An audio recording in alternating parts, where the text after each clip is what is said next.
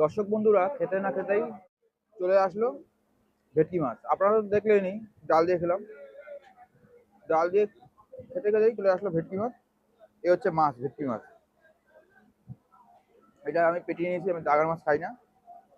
আর তার উপরে সেই লাল লাল ঝাল ঝাল ভেটকি মাছের ঝোল। একটু শুধুই একটু টেস্ট করা যায়, হেভি টেস্ট। এক কথায় বলা যায় অসাধারণ। তাই এরকম খাবার খেতে গেলে আসতে হবে। আর সুন্দরবন ভ্রমণ করতে গেলে আসতে হবে কোন ট্রাভেলসের সাথে? দর্শক বন্ধুরা, ইউনিভার্সাল ট্রাভেলসের সাথে। আপনারা এখানে ঘুরবেন, ফুল মস্তি করবেন।